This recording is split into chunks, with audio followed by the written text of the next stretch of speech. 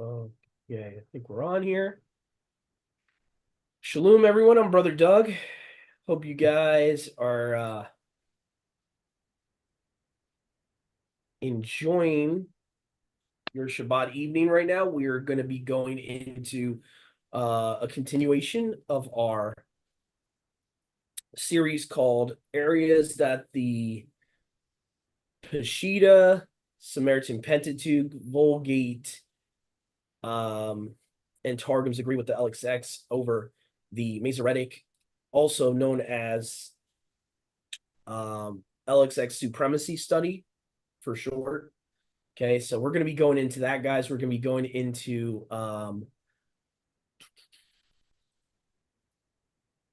the part 14 of that study. I'm just going to fix Dennis his name here because it's just showing his number. All right, there we go. So anyway, you guys are interested, you can go to our YouTube page. We have a whole playlist of this series. So I would really suggest doing that. Just look like watching the previous 13 iterations just so you understand the context. Because unfortunately, we're not going to be able to give you guys an introduction of these manuscripts every time we do, a part of this study. So right now we're at part 14. Just give me a sec, guys, to get Google Docs on the screen.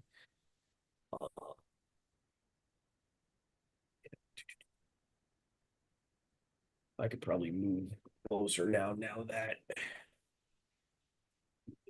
I don't need to use Droid Cam. Let me try to move. Oh, yeah, I knew my knee was gonna be hurting for sitting like that. Oh gosh.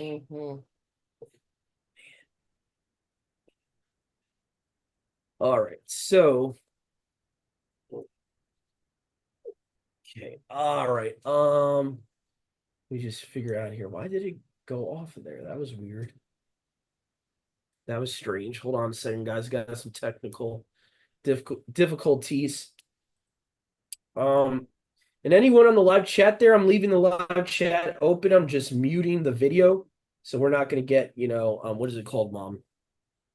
The background noise, or like when someone speaks twice, Oh, the echo, the yeah. echo. So mainly was just worried about the echo. So Mhm.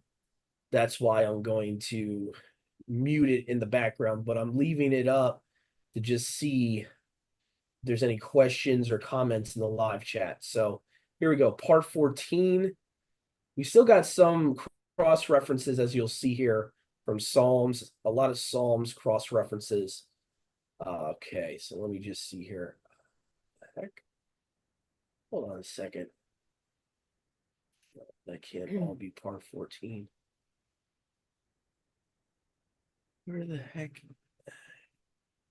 I'm just trying to make sure I'm not going too far up, because I know we did 13 last time. Huh.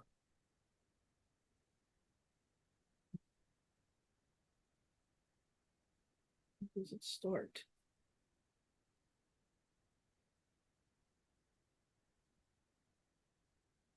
Huh, that's weird. Okay.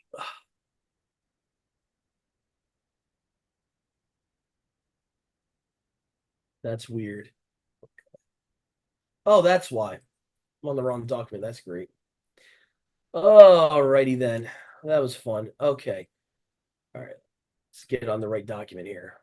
Okay. So part 13 or 14, I should say. So, all right. Psalm 79, verse 1. That'll be the start there. So, Mom, could you possibly turn to that? Mm-hmm. Okay. So, Psalm 79, verse 1. Verse 1. Okay. O Alua, the nations have invaded your inheritance. They have defiled your set apart temple. They have reduced Jerusalem to rubble.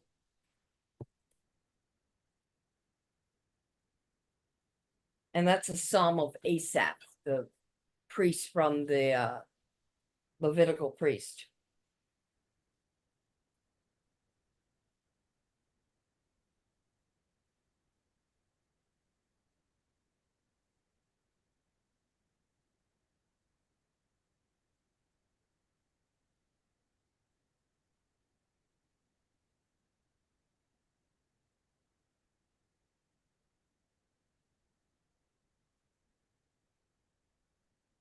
Hmm.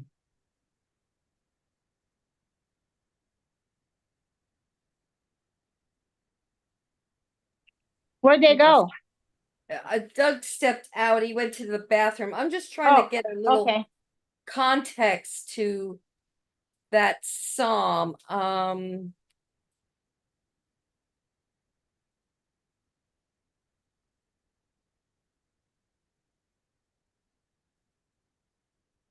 Just looking at the psalm before 79 to see if it's going to give us some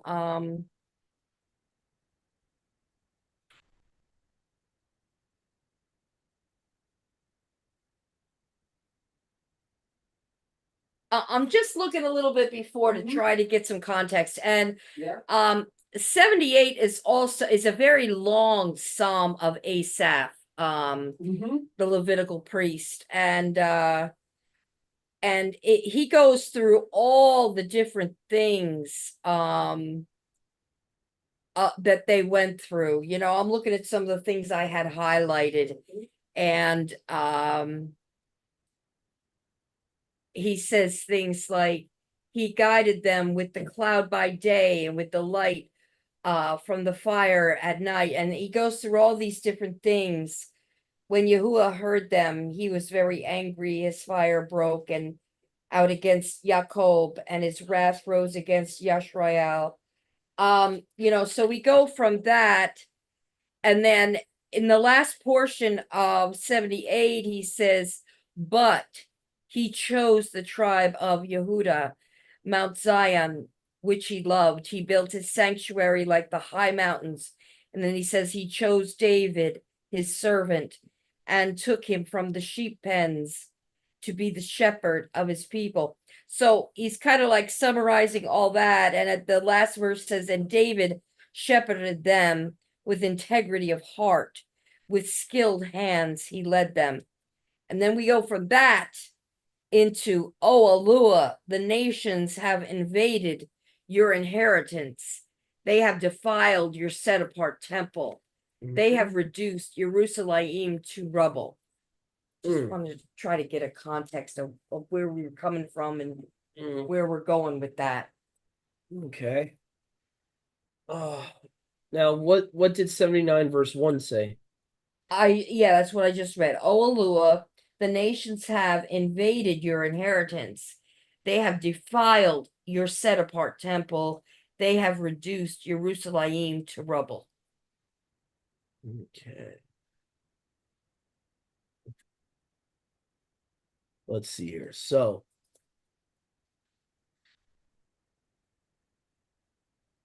yours doesn't have an introduction, huh? It says a psalm of Asaph. Oh, okay. I was just double checking. Yeah, Okay. yeah. Mm-hmm. Okay, so this time the Masoretic and the Septuagint actually agree. Okay, so there's really no difference there. I don't even know why I had that listed. That was probably a mistake. So, because it's almost word for word the same in all versions. So I'll just get rid of that one. Okay, moving on. We got chapter 80, verse 7. I have a little note here. The Septuagint would say Yahuwah Sabayut or Yahuwah Alua of armies, which basically, as you've been following us, those that have followed us know what I believe about this title, that this is an exclusive title to Yahusha pre-incarnate before he took on flesh. This is one of his titles in Tanakh. He is Yahuwah, the mighty one of armies, of heavenly armies. So he is the Elohim that they serve, which shows the oneness there. It shows you that they worship him. It also shows that he can't be an angel, he can't be a malachim, he can't be a messenger if he's the Alua of the armies.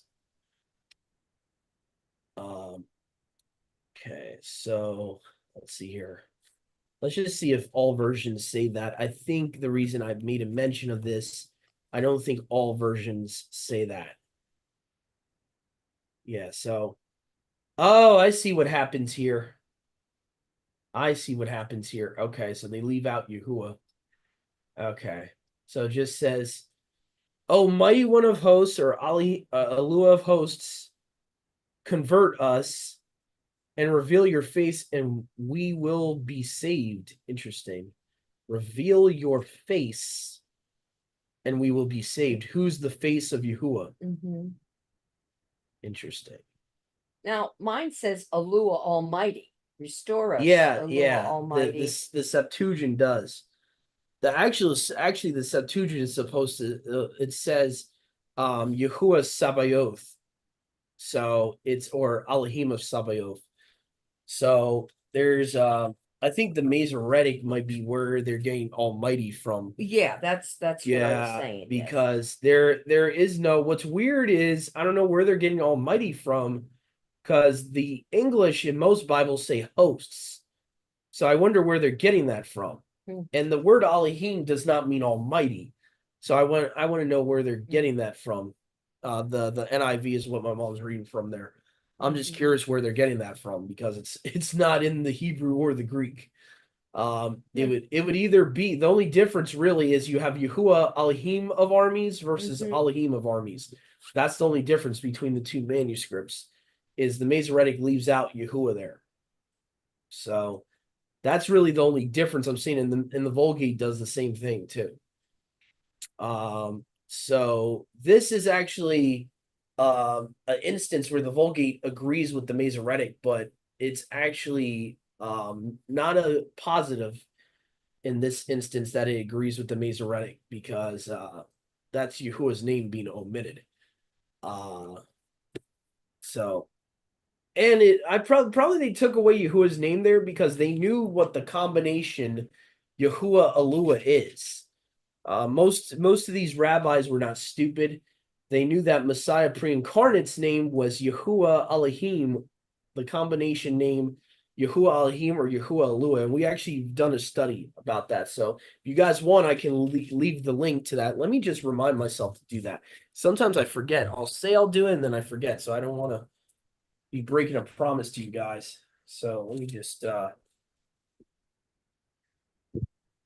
Now, in my Septuagint on verse 7, it only says he. It says he removed his back from the burdens his hands served. what verse is that? 7, wasn't that what we were looking at? I don't 80 verse 7. I don't think it's verse 7. Oh, I think it's supposed to be verse 6. all right. Yeah. It says he. Yeah, you have made us a strife to our neighbors, our enemies have mocked at us. Because the phrase he's reviled us is nowhere in any of the versions, so I don't know where they're getting that from. Yeah. Oh, you're reading from the Lexham. That's what's going on. Oh, The well, I'm kind of going. Yeah, the Lexham is going to I don't know how they do the chapter numberings. That's the only problem. They might be putting that's true. like 79 as 80. Yeah, I think Is you're right. Is what they're doing. That's why it's confusing you there. Mhm. So actually, you want to go to 81 verse 7 here. Or no, what that's weird. I wonder what manuscript they're using there, because it doesn't even match. Mm. Because I'm looking at all three versions here: the Vulgate, the Septuagint, and the Masoretic from the ESV, and none of them say that. Mm. You okay? Yeah, I'm okay. Yeah, no, it's Because interesting. all three of them will say, "Let your face shine that we may be saved." So almost all 3 versions save that. So I'm trying to figure out what the Lexham is doing. Down at the bottom of the Lexham, see if there's any notes of what chapters what. That's what I figured. 78 equals 79, and see, they're going by. Okay. I really hate that the Lexham does this. They go by the Masoretic. I really that is 78 would be 79. So okay, mom. So what you want to look at here is 79. 78 verse 7. Okay. Because it's confusing. I don't know why they do that. That's why for certain books like Psalms and Jeremiah, I just do the electronic version in the Septuagint, because it's going to get too confusing. It's going to get too confusing. Like the original chapter numberings, they were always a chapter off from the Masoretic, so it gets so confusing. But anyway, as you guys can see here, The other versions will just say, Elohim of armies or Elu of armies. We in the LXX, it says, "Turn us, O Yahuwah, Elu of armies." So Yahuwah, Elu of armies. And so you see that is again like a nod to Yahusha pre-incarnate, Yahuwah Alua. So I think this is probably intentional why they dropped Yahuwah's name out of here. I doubt it was unintentional because there's no reason not to include it there. There's like no reason not to include it there. So but anyway, so that's one of the differences I've seen. So yeah, the Lexham, it's those of you that have the Lexham English Septuagint. So what you got to do, like Brother Yahusha said, you have to look at these footnotes down here. Yeah, okay. Just to get a better idea of what chapter is what. So 78 Right. would be 79. 79 is 80. So basically, whatever the Masoretic says, the Septuagint would be the prior chapter Okay. to match it Mhm, up. mhm. So Okay. yeah, it gets confusing. That's why I want to get you like a net Septuagint or something that's a little bit more easier. The New English translation of the LXX is a little bit easier to follow. Or the Bretons. Let's see here. So trying to think where are we at. Okay, so we are at 81 verse 3. So Mom, I think that would be possibly 80 in yours, verse 3. Okay. In the Lexham will be 80 verse 3. Yours, you have the regular numbers in this one, so it Yeah, would be 81 yeah. verse 3. So Yeah. the Septuagint, interestingly enough, does not mention the full moon on this verse, and this is kind of a controversial verse. So it will say, "Blow the trumpet at the new moon on our festival day." Right. So it completely it's completely omitted of "and at the full moon." So a lot of people that want to say the new moon is the full moon, this is the reason I try to point them to this verse in the LXX, because it's very possible that phrase "and at the full moon" was not even there initially in the original Hebrew Tanakh. So the Septuagint doesn't have it, and let me see if I can pull up for you guys the Targum of Psalms here, just to show you a second witness here that this seems to have been added in at some point, because the Targum of Psalms will actually have it in italics. So this seems to be have been added in. Number 2, I can still look at that verse "and at the full moon" and still understand it's talking about a separate appointed time as the full moon. That the full moon is not being equated with the new moon there. So either way, it's not a big deal, but it's important to mention that prior versions to Psalms don't have that phrase there. So, so see here. So here we go. This is the Targum of Psalms, everyone. You can find this at www.targum.info/PSS/PS3.htm. So any of you guys interested, I'll give you guys the link to this. So you can look at the Aramaic Targums of the book of Psalms here. So it says here, "Lift up praise and timbrels, the lyre, whose sound is sweet with harps." Here we go, verse 4. So they have it as verse 4. "Blow the horn." Notice how it doesn't say ram's horn, just says the horn. "In the month," and they add here, as you can see in italics, they're adding of Tishri in there to the text. In the month in which the day of our festival is concealed." So that whole phrase, "in the month in which the day of our festival is concealed," is in italics.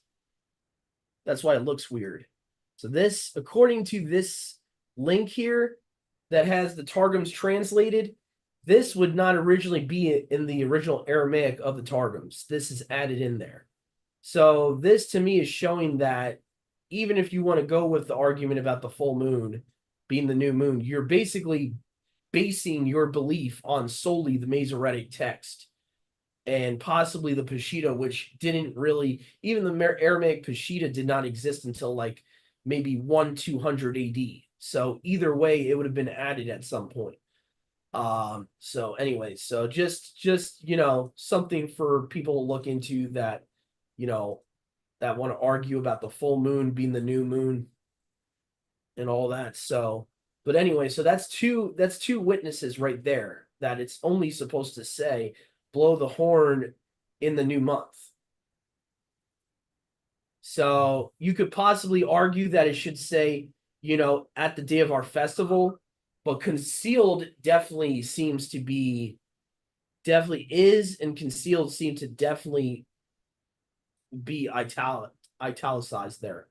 So it would just say in the day of our festival. So again, the idea of concealed or dark moon or full moon, that whole argument is really just based on the Masoretic reading of Psalms 81 verse 3. Um anyway, let's see here. We got Psalms 84 verse 7. Mom, would you like to read that? Sure. Okay.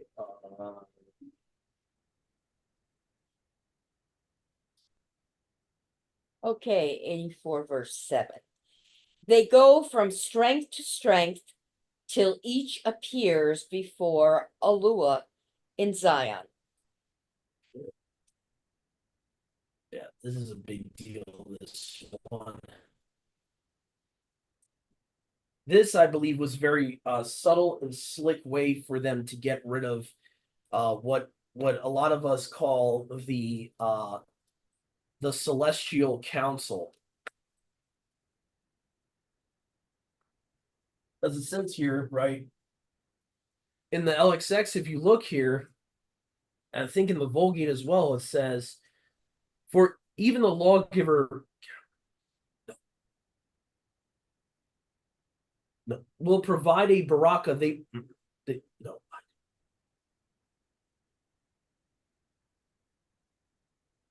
They will go from virtue to virtue. I don't like the word virtue from virtue there. It's a little old, very archaic type of terminology there.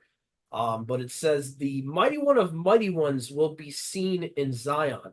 The big deal with this is who is the mighty one of mighty ones? That's Yahuwah, right? So what's weird is they just leave it saying Alua or Elohim in Zion. And it's very weird. It's like, why would you leave that part out? Um, and it actually says, what's weird is that the Masoretic would even make it sound like it's talking about Israel appearing before Yahuwah in Zion, versus it's saying that Yahuwah, the mighty one of mighty ones, will be seen by people in Zion. So it's like a different narrative. It's a completely different narrative,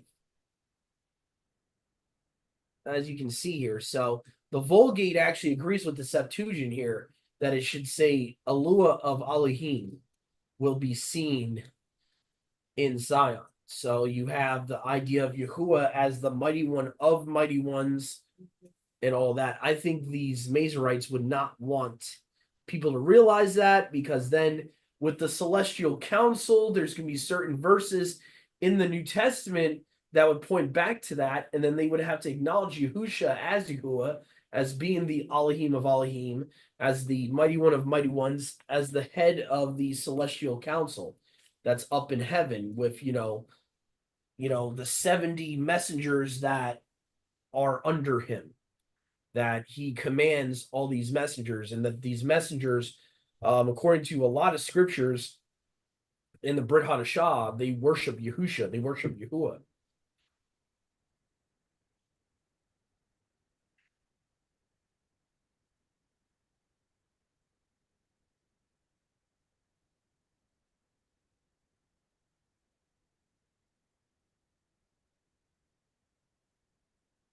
All right, so we're gonna go to, I think Brother Yahusha had to do something real quick, or possibly his signal might have been dropping. So let me see here. 85 verse 1. So, Brother Dennis, would you like to read Psalms 85 verse 1 for us?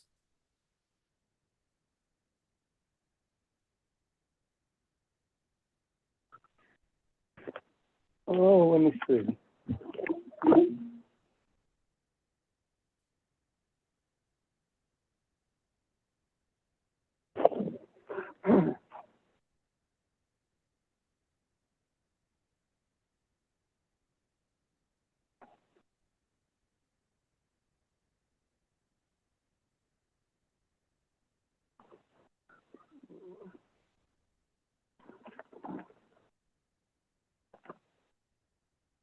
Psalms 85, verse 1.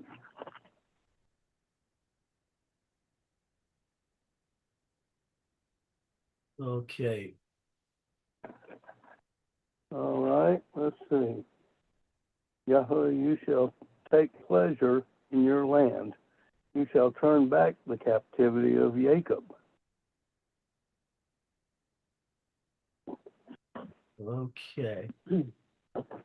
So let me just see here. So Brother Dennis just read from verse 1 here. And again, gets really tricky with the intros here. The ISR unfortunately does this a lot. They take away the introductions.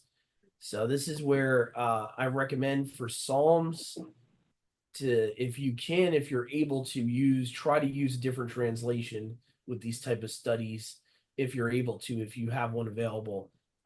Because unfortunately, every time they're taking away these introductions here. So let's see here. For example, here, what the verse that Dennis read from should say, unto the end, for the wine and oil presses, a psalm for the sons of Korah. How beloved are your tabernacles, O Yahuwah of armies. Or yeah, Yahuwah of armies. So what's weird here is, yeah, they really should have that introduction, even though they're using the Masoretic, because the Masoretic has it as well. It's just a little different. It says to the choir master, according to the Gatith, whatever that is. I don't know what the Gatith would be. It's a musical term, evidently. A psalm of the sons of Korah. Okay, so we have a psalm of the sons of Korah. And again, it says, how lovely is your place, O Yahuwah of armies. So the main difference here is to the choir master.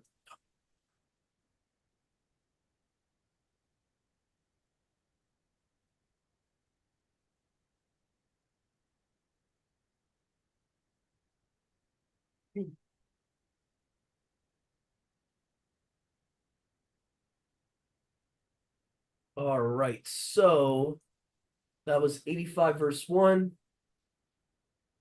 I'll try to see here. Kind of, let's see, where are we at time wise right now? We're at 10:46. Okay, we'll give it like another hour, and we might have to do a part B to this. Psalms 86, 4 and verse 11. I'll give you a break, Mom, because I know I've been giving you a lot of these verses here. So let me see here. 86. I don't know.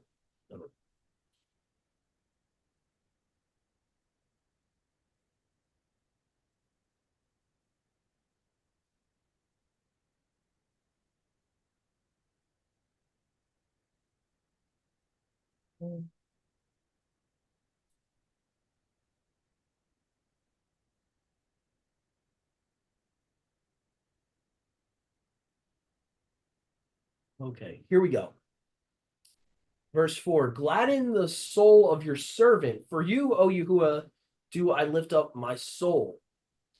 So this is not, I really don't think there's much difference here. Huh.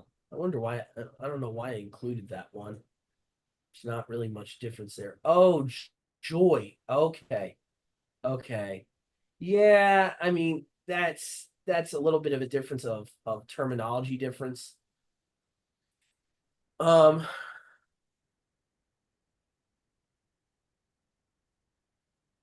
Oh, gladness and joy. yeah, yeah.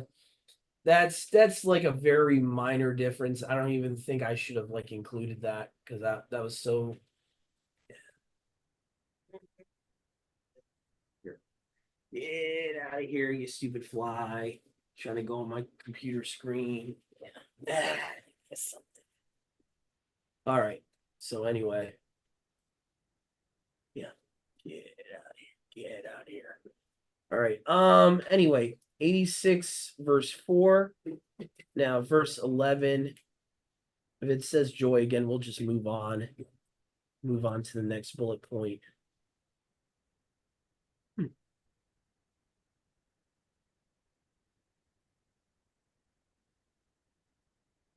Okay, so this is the actual difference here, is verse 11. So it says Yeah. unite my heart, which is a little different. Okay, so so it says here in the Septuagint, lead me, O Yahuwah, in your way, and I will walk in your truth. May my heart rejoice so that it may fear your name. Versus unite my heart to fear your name. I have undivided. Yeah. So the NIV is trying to like basically trying to reconcile both or do it in a way where it's using both. You know, undivided. Yeah. But I like the fact that the Septuagint says it says to rejoice, let my heart rejoice so that I may fear your name. So it's more about doing it for the right reason versus doing it as a command of man, or doing it as, what I guess what they would call like a requirement versus doing it happily or joyfully um from the inward man. So let's see here.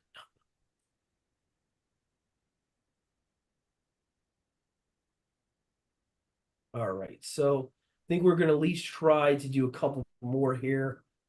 Let me see here. So 89 verse 20. The LXX and Vulgate have mercy. Masoretic text has oil. So let's see here. This is a weird difference here. So this is 89 verse 20. Mm-hmm. Hmm.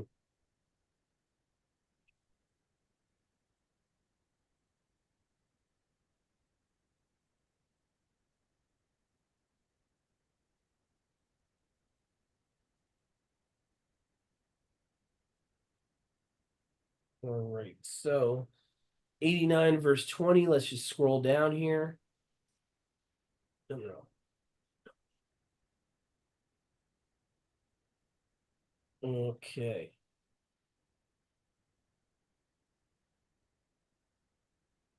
So okay. So verse 20 here. I have found Daoud, my servant, with my set apart oil. I have anointed him. Okay. Trying to see what they're supposed to say. Oh, interesting. Yeah. So this is one where the Masoretic has the advantage over the Septuagint. So the Septuagint is the only one that says mercy here. What's interesting though, it says, I have found Daoud my servant. I anointed him by my set apart mercy. Now what's interesting is that who is the fullness of mercy? Yahusha, right?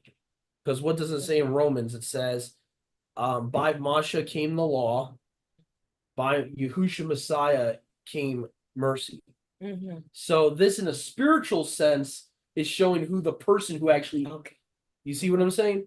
Because think about it, right? What have you ever read, Mom? Psalms 151 or 152? Yes. It says the angel of Yahuwah anointed him. So there's a deeper reason why the Septuagint decides not to use oil. Right. Is to show who is the person that actually anointed him. So there could be a deeper reason why they didn't use oil, because quite frankly, everyone knows he was anointed physically with oil. Mm-hmm. You know what I'm saying? So that wasn't a something to need to be reiterated, but what needed to be reiterated, possibly because Yahuwah knew that 10 or 12 chapters of Psalms would be omitted, is who actually anointed him, the person that Yeah. anointed him. So again, why the Israelites would want to change that? For those that don't know, they don't like Yahusha, so they don't want. They would not want people knowing that Yahusha pre-existed, was the person to anoint uh, um, Daoud.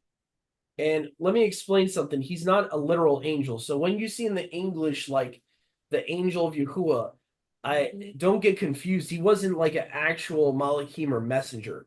He came in the form or appearance of a messenger, but he was never an actual angel. He created the angels, so he can't be an angel.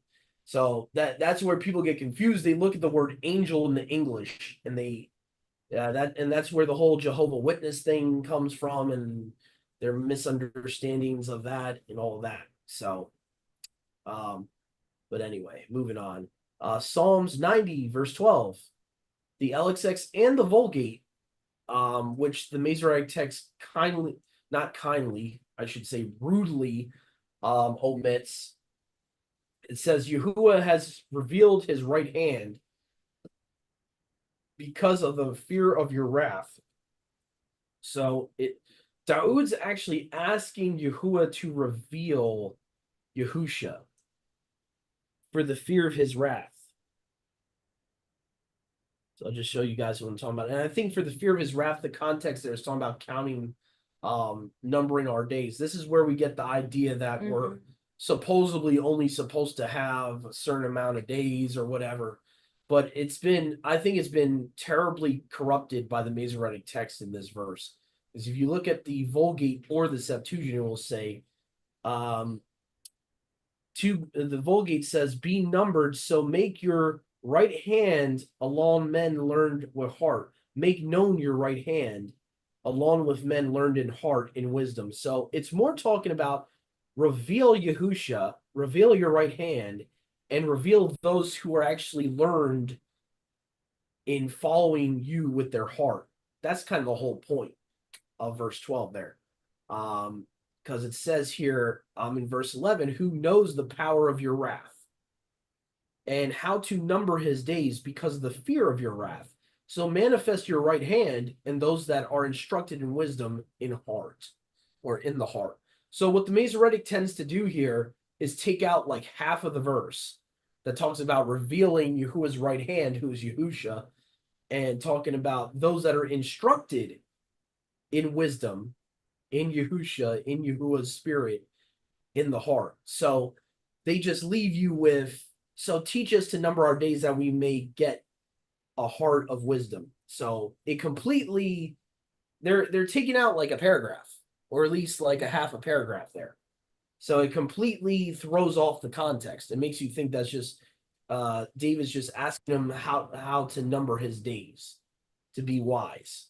And that's it. Well, this is So, Moses, isn't it? That wrote or this? Masha, I should say, which actually shows that Yahusha had to be revealed to Masha, if that's the case. Masha's asking Yahuwah in the Septuagint version to reveal his right hand. He's saying, and those that are, that are instructed in the heart, according to his wisdom, according to the wisdom of the Torah and Yahuwah's righteousness. So no, that's the big deal there. So the Masoretic completely leaves that out, and it completely creates this weird understanding that's just talking about how to number our days, how to, redeem the time or what have it, whatever, when that's really not what it was originally talking about. So it creates it creates actually a big issue there. And I could see them wanting to take out reveal your right hand, because we know who the right hand is.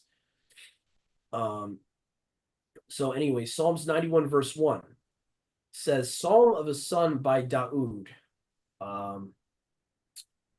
Okay, here. Let's see. Psalm of a Son, a Psalm, my bad. Psalm of a Psalm, not son. I don't know why it has son there. Psalm by Daoud. So LXX and Vulgate both have Psalm of a Psalm by Daoud. Now, this is one that seems to be, the introduction seems to be taken out. Yeah. So, like, it will just say, he who dwells in the shelter of the Most High. It completely skips And to be fair to the translation Brother Dennis was reading from, it's not their fault in this instance because all Masoretic based translations don't have this introduction. So you would have to have a Catholic Bible, the Vulgate, or the LXX here. So it says praise of the canticle of Daoud or praise of a song by Daoud. So that's the major difference there. So let's see here. I think we'll just do 2 or 3 more, and then we're gonna end it for the night, I think. Because I'm starting to get a little drowsy, a little tired here. No.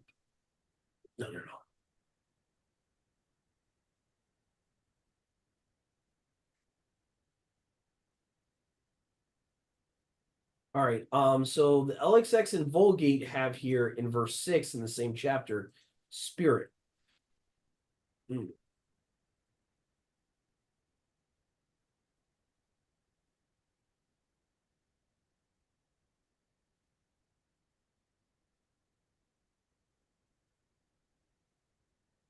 Mm. Okay.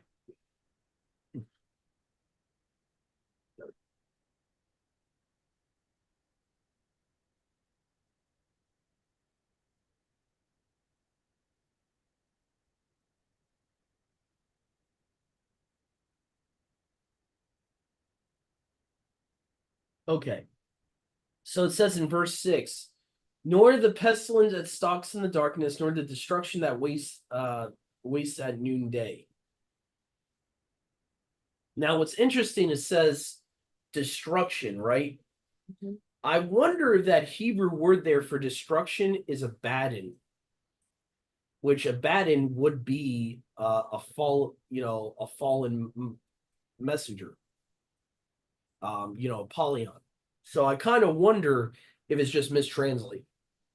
Because does yours just say destruction at noonday? Destroys, yeah. Yeah. Destroys So midday. yeah. So the thing is, in the Hebrew, the word for destruction is also the entity Apollyon. Mm-hmm. So in the Tanakh, sometimes destruction will be translated from Abaddon, the name Abaddon. So All right. yeah, we'll try to hurry this up because I know some of us are getting tired here. So I think we'll have to do a part B for everyone. So I apologize, but it was a little late. We got on the little late side here. So all right. So Numbers 11:28, LXX and Vulgate have chosen, which is pretty interesting. Okay.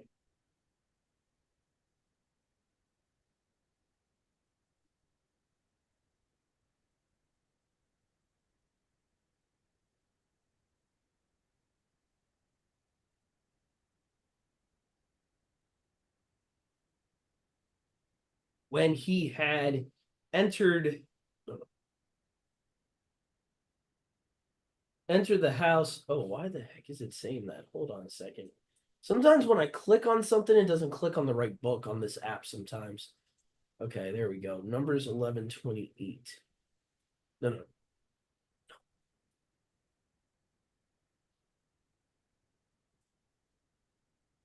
And Yahusha, son of Nun, who attended on Masha, the chosen one, said, Master Masha, forbid them. Now, what's interesting is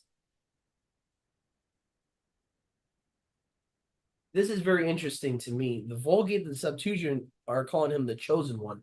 Why do I find that interesting? Is because the book of Enoch calls Yahusha the elect one.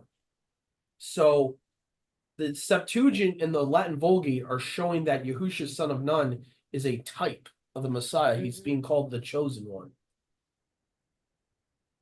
So, all right. So we got one more here. Esther, I think we're going to end it here. Esther 1:1, Artaxerxes, and Masoretic text Xerxes. Um,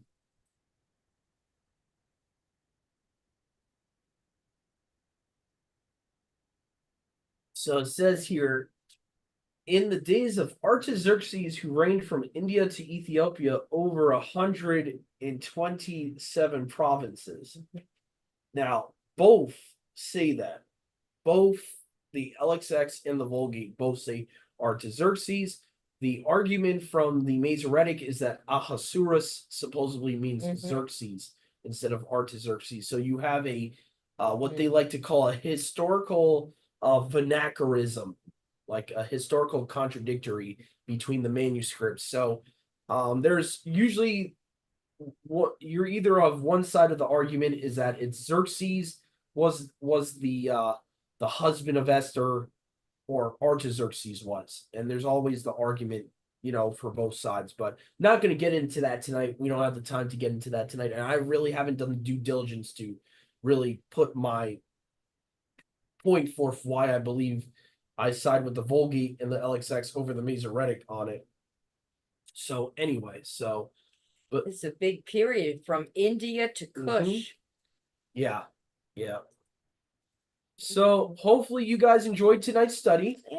I hope Yahuwah used us today as vessels to bring some of this scriptural truth out to you guys and show you guys certain things that you might want to pay attention to. So have a great rest of your Shabbat, guys. I wholeheartedly mean that, and I just want to, reach out to anyone that needs fellowship. Please just reach out to us. And other than that, have a great rest of your night, everyone. Yahuwah willing, Yahushua willing. See you guys tomorrow. Shabbat shalom. See you guys.